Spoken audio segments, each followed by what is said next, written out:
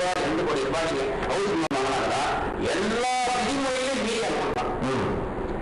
இது வந்து ரிசர்வ் பார்த்துருக்காரு, மற்ற எல்லாம் பண்ணிருக்காரு. ஆனா இந்த வேலைகளை யாருமே வந்து பப்ளிக் செக்டர்காரோ காப்பீட்டு பேங்கோ நடத்தி பண்ண முடியாது. இப்ப ஒவ்வொரு திட்டங்களிலும் அவர்கள் ஒவ்வொரு திட்டத்திற்கு பின்னர் ஒரு இதர அஜெண்டா அவர்கள் வைத்துக் கொண்டிருக்கிறார்கள். இதனால் பாதிக்கப்படுகிறது அப்பாவி பொதுமக்கள். 5 லட்சம் ரூபாய் ஐசிசி போகுதுன்னு சொல்ல முதலீடு செய்துவிட்டு 3-4 வருடங்களுக்கு பிறகு போய் பார்க்கும்போது இன்னும் உங்களுக்கு 40,000 ரூபாய் தான் இருக்கு அப்படின்னா 25 வருஷம் காப்பீட்டு சொல்லுகிற இந்த ஏமாற்று திட்டங்கள், அதுக்கு பிறகு மக்கள் கேட்டால் சரியான பதிலை சொல்ல முடியாத ஒரு மோசமான ஒரு தன்மை, அது இதெல்லாம் வேடிக்கை பார்த்துக் கொண்டிருக்கிற ஒரு சூழ்நிலை இருக்கிறது. காரணம் அரசியல்வாதிகள் தான் சார். இப்போ இந்த பொதுத்துறை வங்கியிலேயே ஒரு வங்கியில வெறும் போர்டை மாத்திரத்துக்கு ஒரு அரசியல்வாதியோட மகனுக்கு 700 கோடி ரூபாய் பணம் கொடுத்தாங்கன்னு சொல்றாங்க. அந்த போர்டை மாத்திரத்தினால என்ன ஆயிடும் போது முதல்ல என்ன சொன்னாங்க, பிரான்ச்சே கிடையாது. யாரும் நீங்க குறிப்பிட்டு அது யாரும் குறிப்பிட்டு நீங்க கண்டுபிடிங்க, எல்லாத்தையும் நான் சொல்லிட்டு நான் கண்டுபிடிக்கிறப்பாங்க. எஞ்சினை மீண்டும் ஸ்டார்ட் செய்யும் முயற்சி சிதம்பரம் இறங்கி எழுதுவது சிதம்பரம் குறிப்பிட்டு சொல்லியிருக்கிறார். இதுக்கு நீங்க பேசுறது தொடர்பு சிதம்பரம் என்ன சொல்லியிருக்காரு, இந்தியை ஸ்டார்ட் செய்ய முயற்சி, அதாவது இந்த பொருளாதார விவகாரத்தில் இந்தியை ஸ்டார்ட் செய்யும் முயற்சியை ரீஜெனரேட் பண்ற முதல்ல அதை ஆஃப் பண்ணது யாரும் அவர் கண்டுபிடிக்கிறார். அதை கண்டுபிடிச்சாலே ஸ்டார்ட் பண்றது தெரியும். மறுபடியும் ஸ்டார்ட் பண்ணா இப்போ புதிய அளவிற்கு இந்த நிதிநிலை அறிக்கை வந்த பிறகு பட்ஜெட் வந்ததற்கு பிறகு 0.25% இருக்காது, குறைத்துக் கொள்ள வேண்டும் என்கிற ஒரு உத்தரவு வந்தது. வீட்டுத்திறன் கடை வங்கி இதெல்லாம் வந்து இப்போ வந்து பொதுத்துறை வங்கிகள் செயல்படுத்துகிறது என்று நான் கருதுகிறேன்.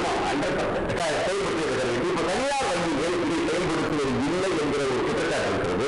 அது செயல்படுத்த தனியார் வங்கிகள்லாம் வந்துட்டு அவங்களுக்கு எப்படி போறாங்க ப்ராஃபிட்ல அப்படின்ற பாக்குறாங்க. நேஷனலைஸ் பேங்க்கும் அது விதிவிலக்குன்னு நம்ம சொல்ல முடியாது. அவங்களும் வந்துட்டு இப்போ இவங்க எல்லாம் கிரெடிட் கார்டு கொடுத்து நல்லா பண்ணாங்கனால எல்லா நேஷனலைஸ் பேங்க்ல கிரெடிட் கார்டு கொடுத்தாங்க. அதை வச்சு அவங்களும் இப்போ அனுபவிச்சுட்டு 0.25% என்பது ஏற்கனவே இம்ப்ளிமெண்ட் பண்ணி கார் லோனு மற்ற வீட்டு லோன்லாம் வந்துருச்சு.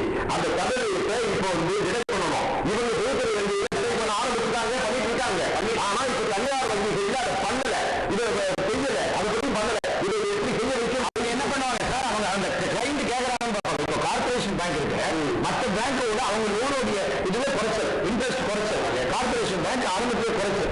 ஆனா அதை வந்து உங்களுக்கு தெரியாத வரைக்கும் உங்களை ஏமாற்றலாம். நாங்கள் இது குறித்து ரிசர்வ் வங்கியுடைய விசாரணை தெரிவித்து தற்போது நிலைக்கு கொண்டு கொண்டிருக்கிறது. ரிசர்வ் வங்கி தன்னுடைய கருத்துக்களாக என்ன சொல்கிறது, என்ன நடவடிக்கை எடுத்துக் கொள்கிறது. இப்போது ஏராளமான புகார்கள் வந்து கொண்டிருக்கின்றன. தற்போது அறிவிக்கப்பட்டபடி 0.25 விழுக்காடு குறைத்துக் கொள்ள வேண்டும் என்ற ஒரு செயல்பாடு வந்ததற்கு பிறகு கூட பொதுத்துறை வங்கிகளில் பல வங்கிகளை நடைமுறைப்படுத்திக் கொண்டிருக்கிற போது தனியார் வங்கிகளில் நடைமுறைப்படுத்தாத இந்த சூழ்நிலைக்கு நடவடிக்கை எடுக்கிறார்களா இல்லையா என்பது குறித்து தொடர்ந்து நாம் பார்க்க இருக்கிறோம். அந்த வகையில் இன்றைக்கு இப்போ இந்த பிரச்சனை பாருங்க, இப்போ இந்த மாதிரி நடவடிக்கை அவர்கள் செயல்படுத்தவில்லை என்று சொன்னால் தனியார் வங்கிகளை எப்படி வந்து பொதுமக்கள் வந்து வற்புறுத்த முடியும்? அதாங்க இப்ப அடிப்படையாக யாருமே யாரையும் கம்பேர் பண்ணல. அவங்க வந்து பொய்யான வாக்குறுதி கொடுக்குறாங்க, அதை நம்பி உடனே கையெழுத்து போடுறாங்க, கடவுள். அதனால தானே தனியார் வங்கிகள் பணத்தை வசூலிக்கிறதுக்கு குண்டாசு அனுப்புறாங்க. எந்த அரசு வங்கி அனுப்புறாங்க? ஒரு கார்டு பணம் கட்டலன்னா எனக்கு 3 கம்பெனியில் அப்படி ஆச்சு. பணம் கட்டின பிறகு கூட நான் வாங்காத ஒரு பொருளுக்கு என்கிட்ட பணம் கேட்க வந்தாங்க. அப்ப நான் சொன்னேன், வா ஒன்னாலும் பார்த்துட்டு வந்து கோட்டுக்கான போகலாம் அப்படின்னு சொல்லி நான் அது எவ்வளவு பேருக்கு அந்த துணிச்சல் இருக்கும் இல்ல? அது மாதிரி உங்களுக்கு இருக்கிற துணிச்சல் இந்த பொதுவாக நீதித்துறை நிர்வாகத்தில் கேள்வி சட்டம் நிறைந்திருக்கிறது. அதாவது தனியார் வங்கிகளும் காவல்துறையினரும் கூட்டு சதியில் ஈடுபட்டிருக்கிறாங்க. ஒரு தகவல் நீதித்துறை ஏன்னா இதுக்கு அல்டிமேட்டா நம்ம நீதித்துறையில தான் போகணும். கடைசியில சுப்ரீம் கோர்ட்ல ஒரு கேஸை ஃபைல் பண்ண இதுக்கு அவங்க ஆட்டோமேட்டிக்கா எடுத்துருவாங்க. ஏதாவது ஒரு ஜட்ஜோட அக்கௌண்ட் இருக்காங்க, அவங்க அந்த பாதிக்கப்படுவோங்கிற எண்ணத்துல இருப்பாங்க. ஆனா இவங்க சொல்ற இந்த நீதிபதிகளால் கூட பஞ்சாயத்துல இது கட்டப்பஞ்சாயத்து செய்து அவங்களுக்கு வந்து ஒரு அவங்க மூலம் விசாரணை செய்து இல்லாம அவங்களே உடன்பாடு இருக்கு. அப்ப இப்ப எல்லாரையும் சந்தேகப்பட ஆரம்பிச்சா நம்மளுடைய அத்திவார ஆடிடும். அதனால ஒரு நம்பிக்கையை அப்படி வச்சிருப்போம், வச்சுதான் நம்ம செய்யணும். வெளிநாட்டில் உள்ள கருத்து பணத்தை திரும்ப கொண்டு வருவது என்பது ஒரு மத்திய அரசும் குறிப்பிட்டு சொல்லிக் கொண்டிருக்கிறது, எதிர்கட்சிகளும் சொல்லிக் கொண்டிருக்கின்றன. அவருடைய ஒவ்வொரு தேர்தல் அறிக்கையிலும் அது இடம்பெற்றுக் கொண்டு ஒரு விஷயம் சொல்லுவாங்க சார். ஆனா அது அந்த கருத்து பணத்தை திரும்ப கொண்டு வருதல் என்பதை இன்றைக்கு தனியார் வங்கியில் செயல்படுத்த ஆரம்பித்து விட்டன. ஆனால் மத்திய அரசால் செயல்படுத்த முடியவில்லை என்கிற ஒரு காரணம் தான் சார். இப்போ நீங்க சொல்றீங்க சில வங்கிகள் அதை செயல்படுத்த ஆரம்பிச்சுட்டாங்கன்னு. அது சாத்தியமா இப்போ இங்க இருக்கவங்க சொல்றாங்க, இங்க இந்தியாவில தொழிற்சாலை ஆரம்பிக்கிறோம், வெளிநாட்டில் ஆரம்பிக்கிறோம், அங்க வந்து நல்லா லாபகரமா நடத்த முடியுது அப்படின்றாங்க. இது விரட்டல் போக்கு, நெருங்கிற போக்கு. நீ போய் பண்ணிட்டு யார் வேலை சொல்றது நீங்க எப்படி சொல்றீங்க கவர்மெண்ட் என்ன சொல்லணும் இப்போ நான் சொல்ல வந்த கருத்தை நீங்க முழுமையா வாங்கிக்கலாம் நினைக்கிறேன் நான் என்ன சொல்ல வரேன்னா அப்ப இங்க ஏதோ சிஸ்டம் ஒரு பிளான் இருக்குதான்றது நம்ம பார்க்கணும் நடக்கிறது வந்து எல்லாரும் அந்த மாதிரி எடுத்துக்கலாம் பட் அந்த இடத்துல உட்காந்துட்டு ஒரு ஸ்பெஷலிஸ்டா ஒருத்தர் நீங்க சொல்றாங்க அது ஒரு உண்மை இருக்கு இல்லைன்னா மாற்ற முடியும் அவங்களால இல்ல இப்ப சமீபத்தில் இப்படிப்பட்ட ஒரு பிரச்சனை இருக்கிற போது டூபி ஸ்பெக்ட்ரம் ஏலம் எடுக்காமலே கூட முரண்டு பிடித்தாங்க இருந்தாலும் நாம எதிர்பார்த்த ஏலம் போகவில்லை என்ற ஒரு குற்றச்சாட்டுகளும் இருந்தது இதனால இந்த மிரட்டல் போக்கை தாண்டி தான் இந்தியாவுடைய இதை நீங்க மிரட்டல் போக்காக இருக்காங்க சர்வீஸ் டேக்ஸ் எக்ஸாம்பிள் சொன்னது மிரட்டல் போக்க கிடையாது அது நடைமுறை இருக்குது அதுல தவறு அதை மாற்றணும் அதே மாதிரி இங்க இருக்கிற சில பாலிசிஸ் வந்து ஒத்து வரலாம் அதை மாற்றணும் அப்படின்னு இப்ப நம்ம வெளிநாடு நிறைய பாலிசிஸ் எடுத்துட்டு வரோம் இங்க வந்து அதுக்கான ஸ்பெஷலிஸ்ட் ஒர்க் பண்றாங்கன்றது சந்தேகமா இருக்குது இப்ப நம்ம சொல்றோம் இப்போ தனியார் வங்கி பொதுத்துறை வங்கி இப்ப ரெண்டுத்துலயுமே வந்து இப்ப நம்ம கண்ட்ரியில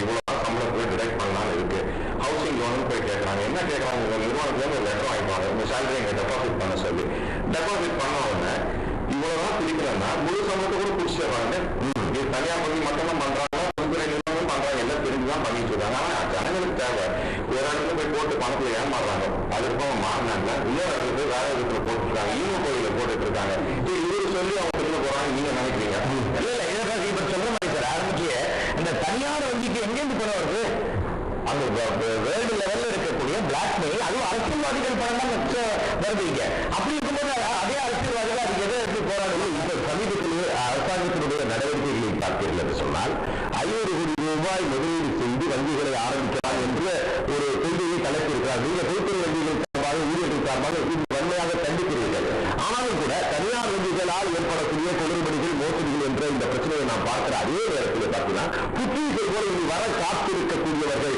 ஆக லாபம் ஒன்றையே குறிக்கோளாக லட்சியமாக கொண்டு வங்கிகளை நடத்த முயற்சி செய்கிறவர்களை எப்படி அரசு அனுமதித்து தடுக்க போகிறது என்று இந்த ராயப்பேட்டா பெனிஃபிட் ஃபண்ட் மாதிரி இது வேற ஃபார்ம்ல வரும் நாங்கள் இது குறித்து நாம் தொடர்ந்து பேசுவோம் ரிசர்வ் வங்கியினுடைய விசாரணை அதிகாரியை நாம் இப்போது தொடர்பு கொண்டிருக்கிறோம் முதல் குற்றச்சாட்டு இப்போது நிதிநிலை அறிக்கையில் அறிவிக்கப்படி வட்டி விகித குறைப்பு நடவடிக்கையை கண்காணிக்கிறதா இல்லையா வருகிற குற்றச்சாட்டின் மீது நடவடிக்கை எடுக்கிறார்களா இல்லையா என்பது குறித்து அவர்கள் விசாரணை செய்ய இருக்கிறோம் பேச இருக்கிறோம் சிறிய இடைவெளிக்கு பிறகு உரிமை குரல்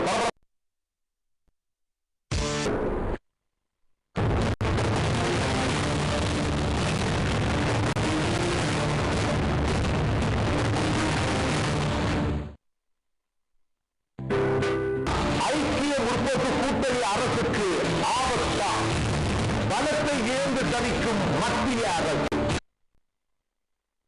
வெளிநாட்டில் உள்ள கருப்பு பணத்தை இந்தியாவில் புழக்கத்தில் விடும் தனியார் வங்கி ஐசிஐசிஐ ஆக்சிஸ் வங்கி HDFC வங்கிகளிடம் விசாரணை நடத்தும் ரிசர்வ் வங்கி இந்தியாவில் தனியார் வங்கிகள் துவங்கப்பட்ட நாள் முதல் கருப்பு பண புழக்கம் இந்திய வங்கிகளை கண்காணிக்க வேண்டிய ரிசர்வ் வங்கியே கண்காணிக்க முடியாத அளவிற்கு சிறிய முடியும் 49 விழுக்காடு அந்நிய நேரடி முதலீட்டை அனுமதித்ததால் அதனுடைய நுழையும் கருப்பு பணம் நிறுவனத்தின் சாட்சியாக ஐசிஐசிஐ வங்கி 18 ஊழியர்களை நீக்கம் செய்தது சிறப்பாக செயல்படும் பொதுத்துறை வங்கிகளை விரிவுபடுத்தாமல் தனியார் வங்கிகளுக்கு ஊக்கமளிக்கும் போக்கு எதற்காக இந்திய மக்களின் இன்றைய தேவையை கவனிக்காத தனியார் வங்கிகள்